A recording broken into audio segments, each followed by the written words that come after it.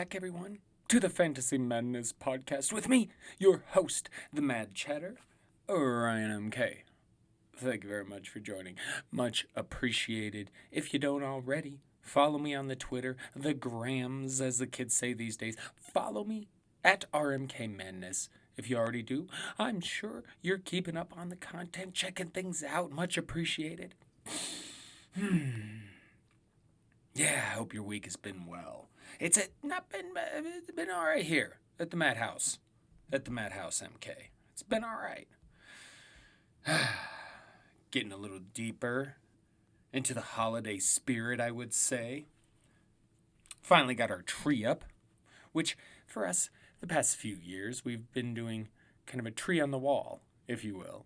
And basically, take the lights, the garland, you make the shape of the tree on the wall, you just put it right up there, and that's the tree. And part of it is, our place is a little small, to be perfectly honest, and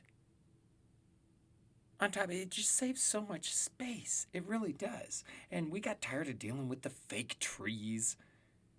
God, they're such a pain in the ass. But maybe they're not. I haven't had a very new one. The hand-me-downs are what we get. I discussed this on my other podcast, the Miscellaneous Debris Podcast. Feel free to check that out everywhere you find this one. I also discuss BattleBots and some pro-grabs and some other stuff. So take a look at, things that could destroy the earth. That's a good conversation. Anyway. Back into the holiday spirit conversation.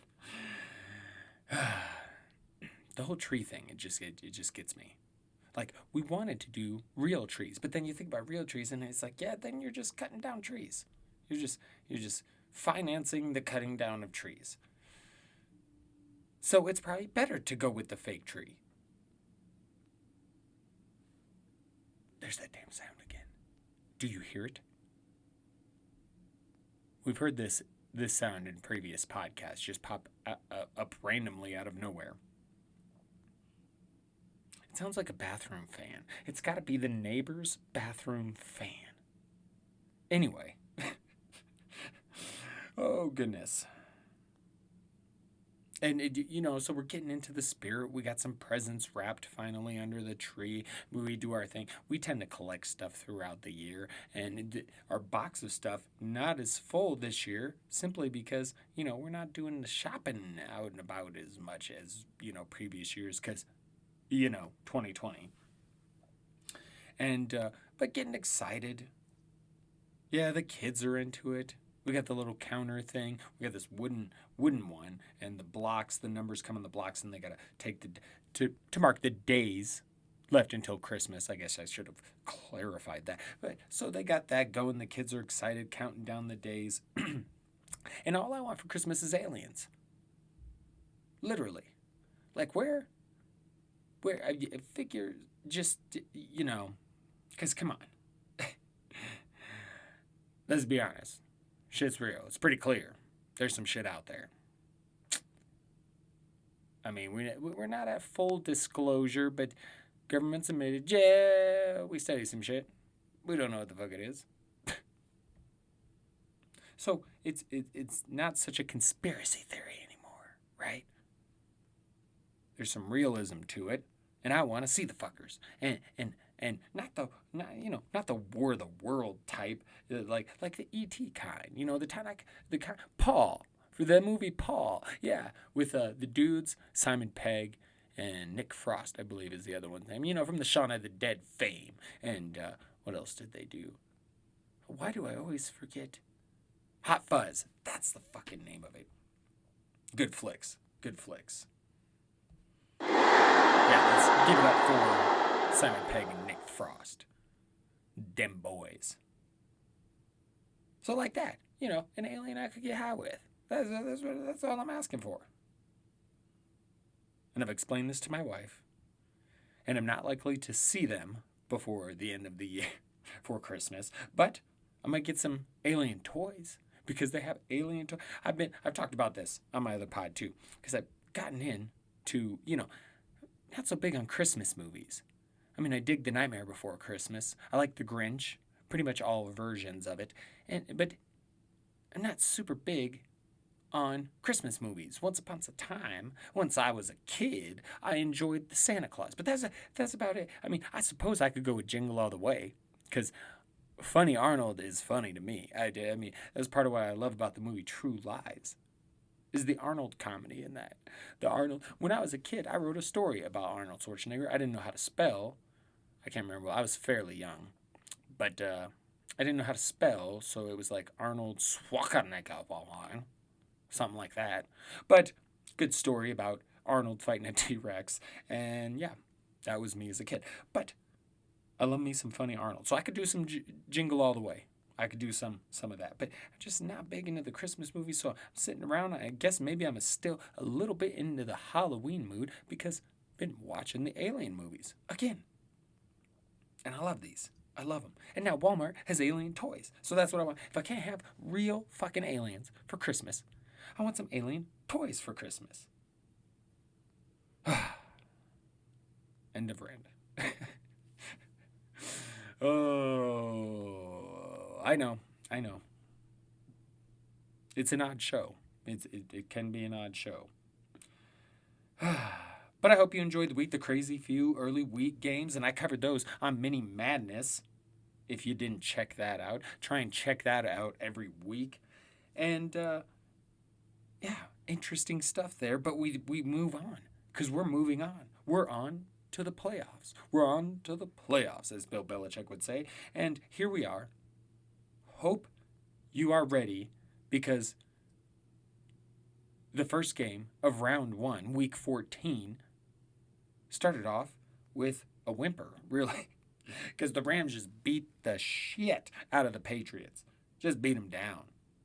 That Mona, one of my favorite terms, sandblasted them. Whoo! And there's not a lot to it. I mean, discussion-wise, as far as it pertains to fantasy football, I mean, New England really struggled. N'Keal Harry was the leading receiver. Interesting. But for the Rams, they got a big defensive, pick six. And that was kind of the start of the ass whooping. And Cooper Kupp got a TD, but really the story of the whole game is Cam. And not Cam Newton. No, Cam Akers. See, I was wondering about starting him in this game. I almost did in a playoff matchup. But what scared me away wasn't the Patriots' defense. No. And I talked about this in Mini Madness. It's Sean McVay. Because you wonder, because he talked about before, earlier in the year. Yeah, we need to get Cam the ball more. Yeah. And then you just don't see anything to it. So you just wonder, okay, are you going to finally give him the ball now? Or are you going to give him this game and then kind of, split the carries up again? Nope. I was just a little concerned what Sean McVay would do, but it seems he's all aboard the Akers train himself, which is good to know. Which is good. I like that. So, Rams take care of business, 24-3. Kind of crushes the Patriots' playoff hopes. But for the fantasy goers, the playoffs are now. And shit's on the line. So let's get into the Week 14 prognosis. What the fuck?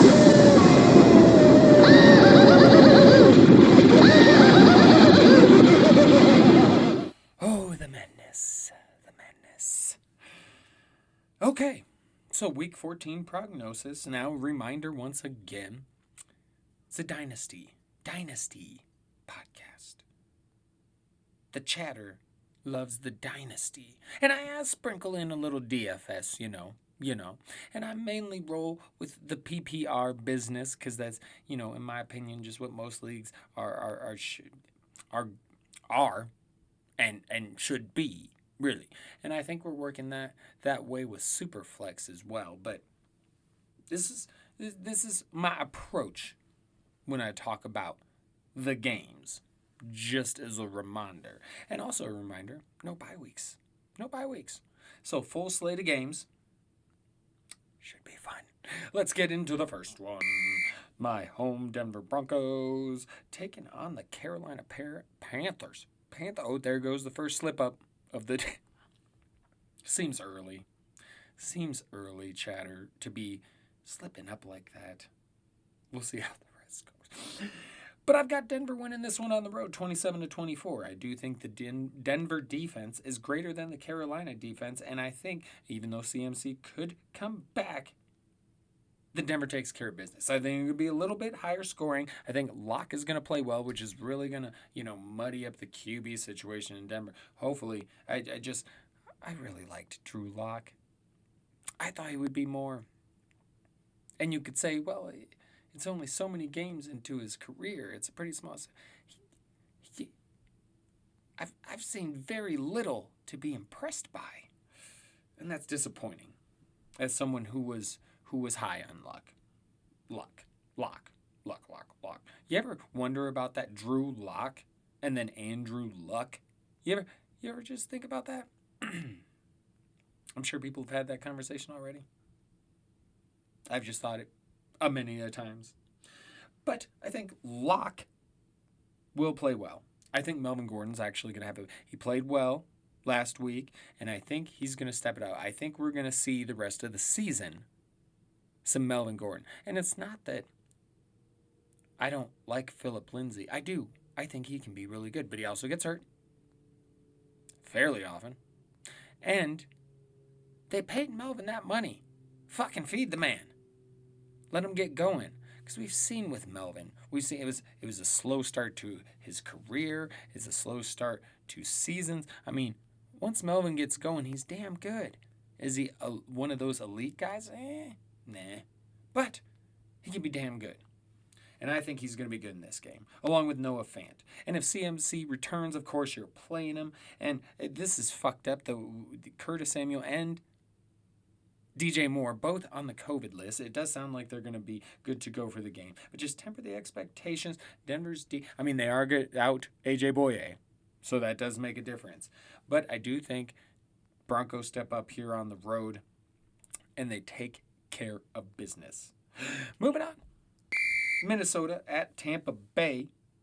Bucks win this one 28-7. They have to fight a lot harder than they want to for this victory. But the Vikings, they're going to play tough. And they can't quite overcome, I imagine.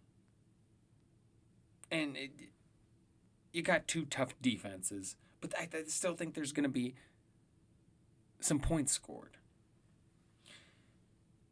Because I'm playing the studs in this game no matter what. It's two good defenses. And, yes, Dalvin Cook against the Bucs run D. But he's going to catch those passes. He's going to do his thing. I believe Dalvin has a solid game. He might not explode like we like to see from Dalvin, but I think he has a solid game. And you're going to play Jefferson and Thielen. I mean, I don't know what to tell you about the Bucs running backs. I think they're not going to be needed as much in this game. I think it's going to be pass heavy. And so, that's what I'm thinking with that one. 28-27, Buccaneers next. Arizona at the Giants. I got Arizona taking this one 23-17. I realized the Giants had played well, and they very well could end up winning this game. But I think, Arizona's been struggling. I think they're going to bounce back. And G-Men have a much better chance of taking this, I think, if Daniel Jones is under center. And he could possibly be back. But I think the Cardinals do enough for the win. And I think Nuke gets his. But I really think it's a big Kyler Murray running the ball, Kenyon Drake, Chase Edmonds getting involved, that kind of game. Hermione. Just scratching at the door while I'm recording. Oh, she feels bad now.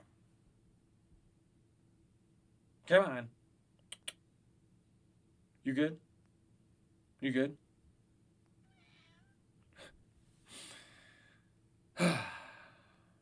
Back to the game.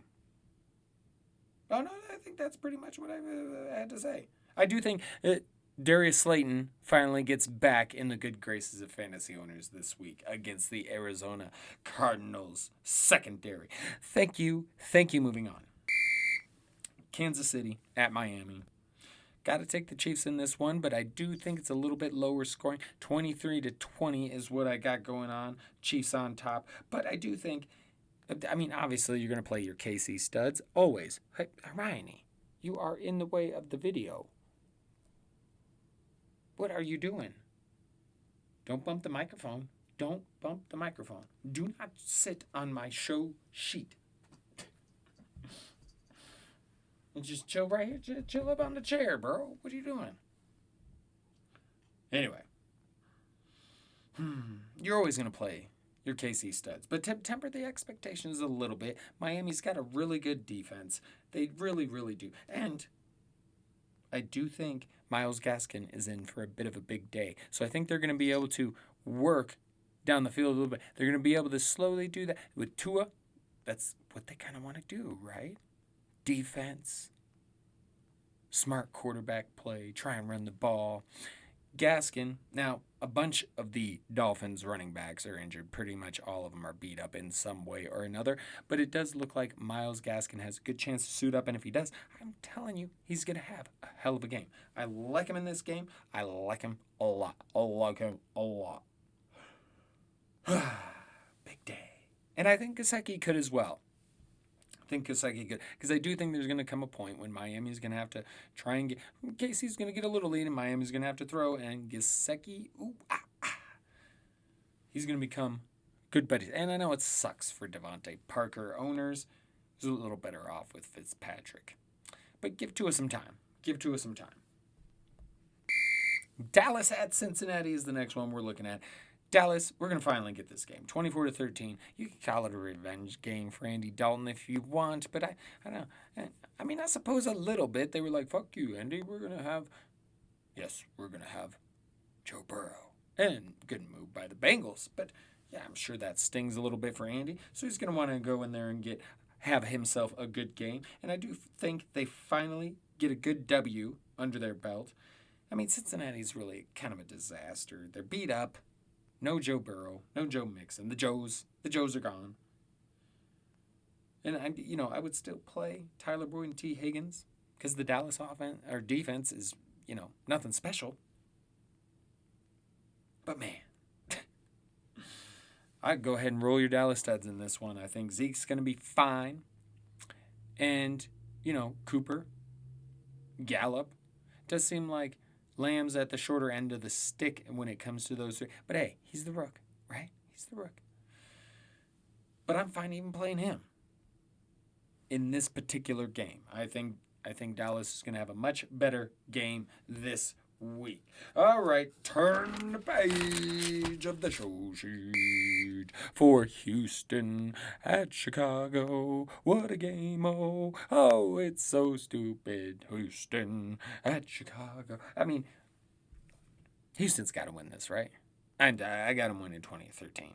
That Chicago D should slow Houston a little bit, but Deshaun Watson's going to be fine. He's going to find some receivers. He's got him banged up. I mean, just no Will Fuller, but he's got Kuti, and then Kuti's banged. So we'll see. But I imagine that Deshaun Watson will find a way to manage. I do believe that. Is David Montgomery? Oh, shit. Oh, no. You suck, you jackass. I deserve it. David Montgomery, is he in for another good one? I think he could be against this Houston defense. And there's always Allen Robinson. Must start. So, moving on to Tennessee at Jacksonville. Tennessee, 31. Jacksonville, 20. I do think they're going to put up a fight, but it's just not going to be enough. And I do love me some James Robinson in this game. And I think we get a DJ Chark sighting. But what I like is Colin Johnson. I really think he's a good flex play this week because the past 2 weeks, his targets are just boom. And you got to take that into consideration. Maybe that's because he's been very impressed to the coaching staff. The coaching staff is impressed with, good God, ever since that first, I'm just struggling. No, you're right. I'm pulling it together. But Colin Johnson, you got to give him some love because he's getting love from the offense, from the quarterback. So you got to take that into account. And I do think they're going to be in a little bit of comeback mode here. So they're going to have to throw the ball a little bit. And I like Colin Johnson. Could be because Chenault's been banged up. Who knows? But he's making his mark. And as far as Tennessee, you're going to roll out your studs. See what happens. Jonnu could be back, should be back. You got A.J. Brown, Corey Davis, Derrick Henry. Play those fuckers. Play them. Next. Moving into the late games. The afternoon games. We have Indianapolis at Las Vegas. I got the Colts winning this one 25-17. I think another big day is in store for Jonathan Taylor against this 27th ranked Las Vegas run defense. And I actually like Michael Pittman in this game. Last couple of weeks, it's been the T.Y. Hilton show, but I think Pittman gets back on the map in this game. As for Vegas, Josh Jacobs could be back, but man, it's going to be tough. See, we just keep going. No! I know, I'm trying. It's going to be tough for the Las Vegas offense to really get a ton going against this Colts D, now that they're getting back and healthy again.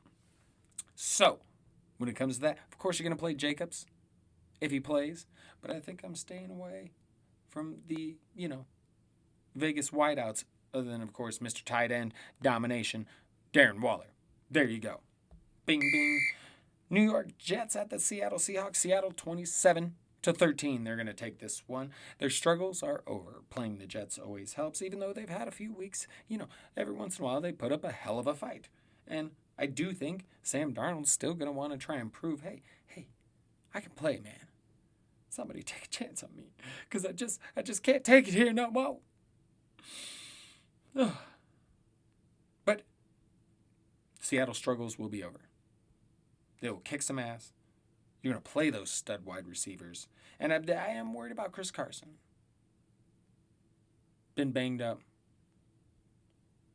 Jets do have a decent run defense. And I think they're just going to be able to throw the ball. So, I imagine Tyler Lockett, DK Metcalf are going to make some noise. But if Carson's healthy, I don't see how you don't play him, especially because he's probably one of your top few backs. If you've got some better options, go ahead and roll them out. But don't get too cute. Remember, this is what I talked about in Mini Madness. Don't get cute in the playoffs. If it's a sound, logical decision, I understand that. I know I almost slipped there too. But I understand that. But don't get too cute, okay? Trust me. Nightmares. Atlanta at the Chargers. I don't even have a lot to say about this one. I think it's going to be a high-scoring affair. Neither have a particularly wonderful defense overall. Player studs.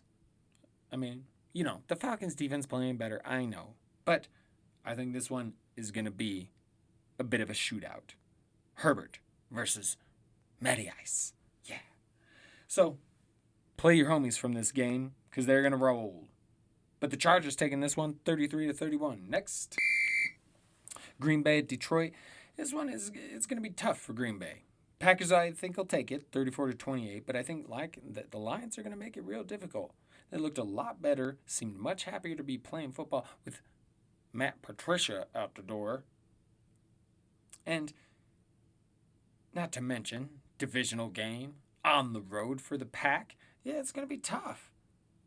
But you're going to play your Green Bay studs anyway, obviously, and that includes Robert Tonyan, I do believe.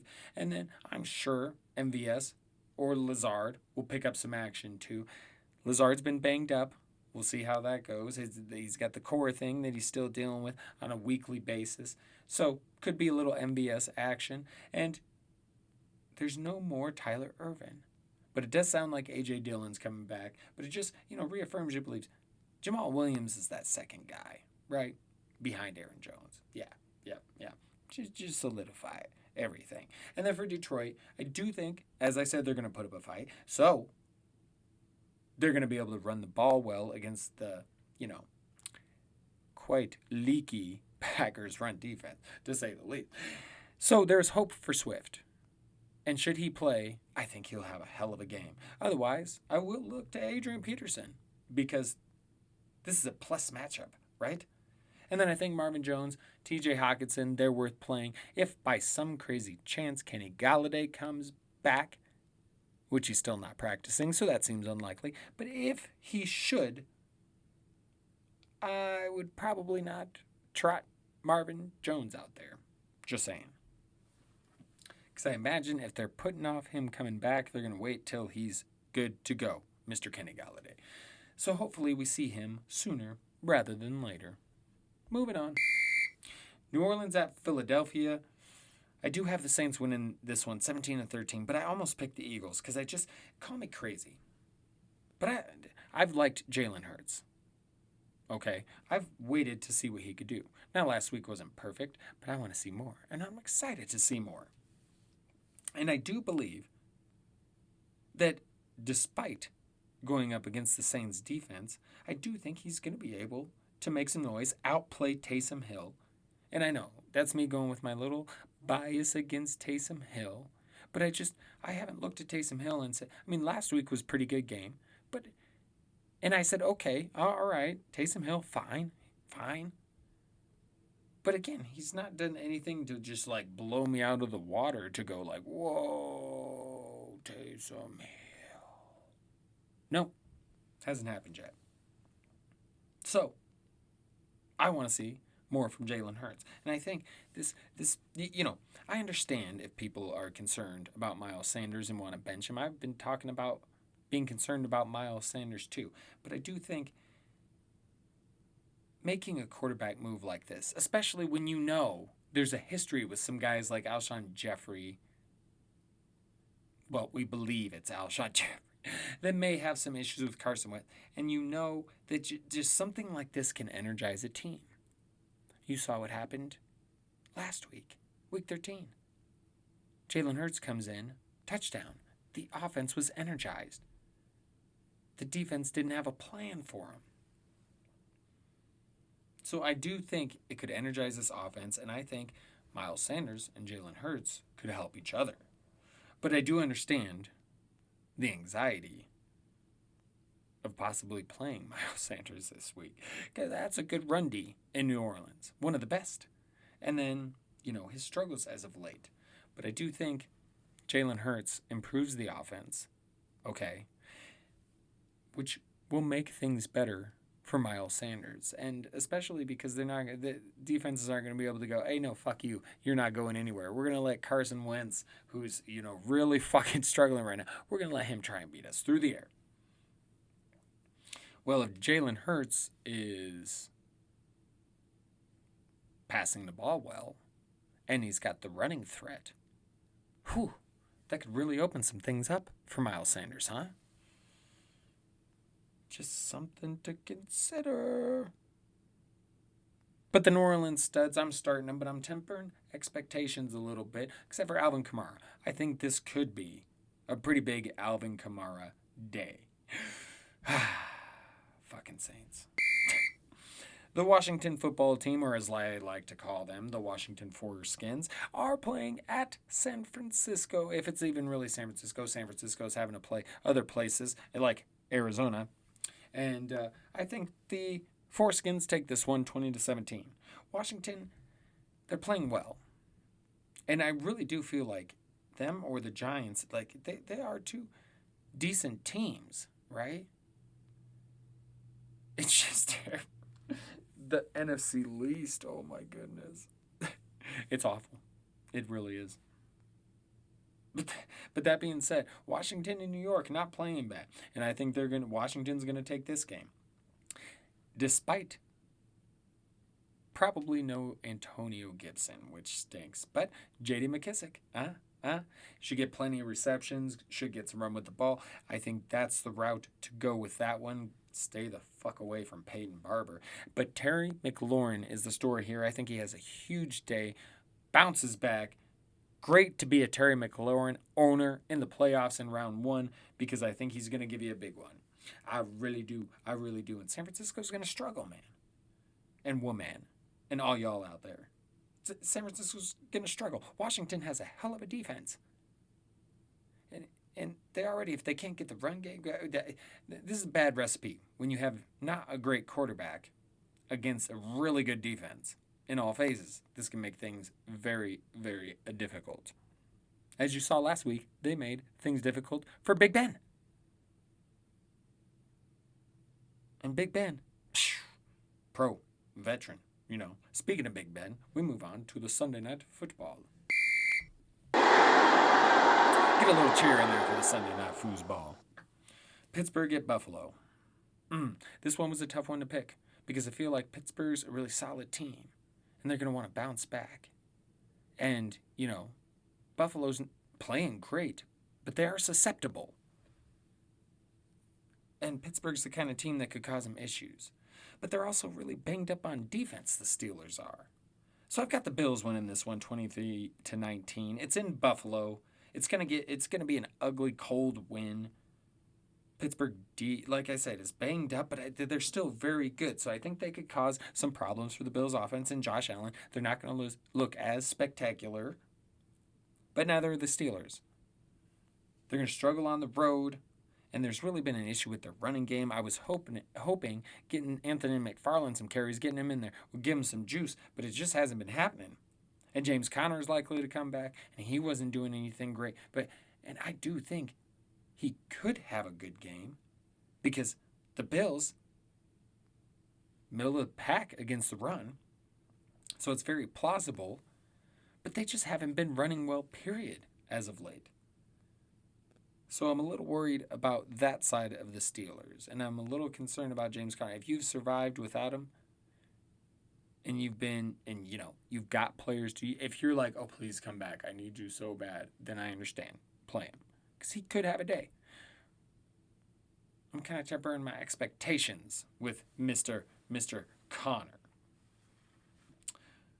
But the wide receivers, on the other hand, they should kill it. I'd start all three of them. Even James Washington. Hell, in one league, I am starting James Washington.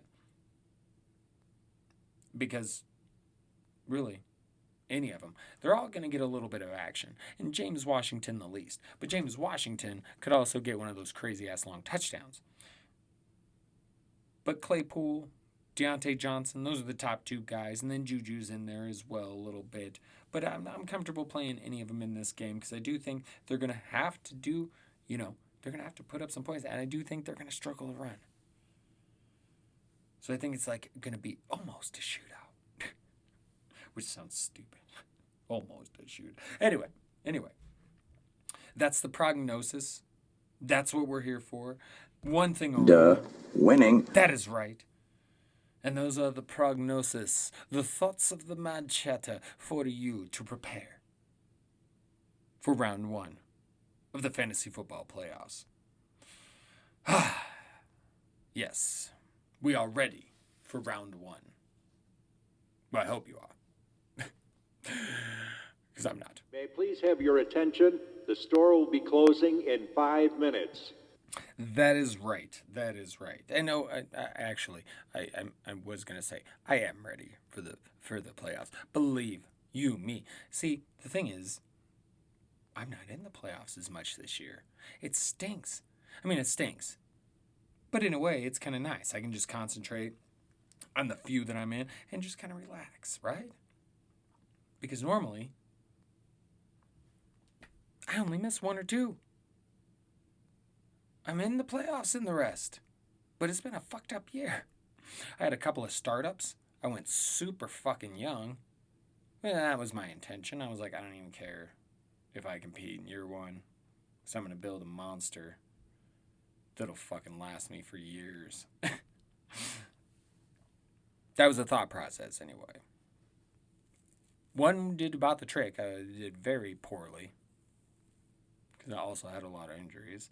And in both leagues, honestly, I did draft Darius guys too, which doesn't fucking help, right?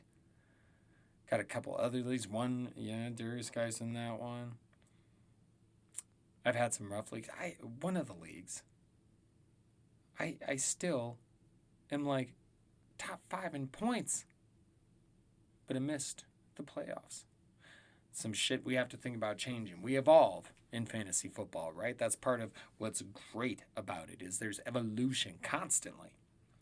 And you see people are starting to do that where the last playoff spot, not by record, by most points left. And that makes sense because that really is a better mark of who the better team is. Same thing with, like, I've seen a lot of playoffs this year. Dudes with more points missing the playoffs because the person tied with them beat them during the year. To me, the better indicator of the better team is the points. If you're racking up points on a week-to-week basis, you just happen to have the shit luck of playing one of the few teams that are scoring higher than you. That's bullshit. Or you play a shit team and they just randomly go off. That's never fun. So I had a lot of craziness in my leagues this year. And plus, admittedly, I've been focusing a lot more time to the analysis side of fantasy football and doing the podcasts and the articles and things like that. I've committed a lot more time to that this year than I have in previous years. And I think that took a little bit away too. And not to blame it, because I certainly could have done a better job managing everything. But I think it's finding that groove. And maybe I'm not quite there yet. We'll get there, though.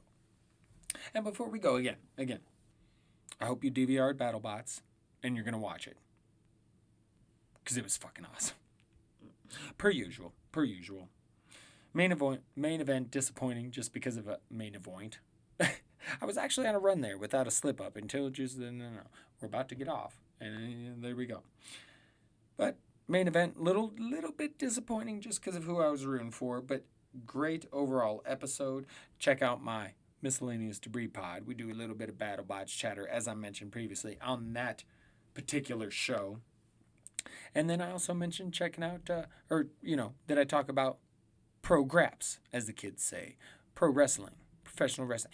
Check out some of that this weekend. New Japan Pro Wrestling. You got the finals of the World Tag League and the best of the Super Juniors tournaments. You got the finals of those going on one night.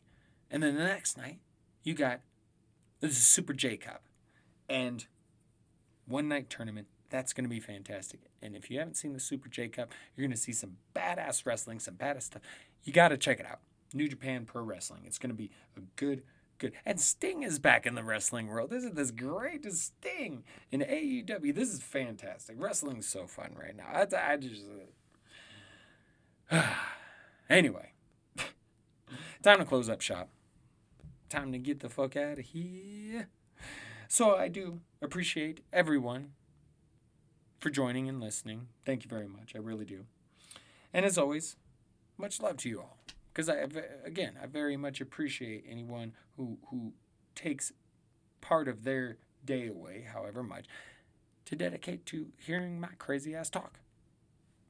So, yeah, much love. And don't forget, stay safe, stay vigilant, stay mad. Because all the best of us are. Don't forget that. And have a great weekend. Good luck in round 1 of the playoffs. Until next time. Ta-ta for now. Laters. Welcome to the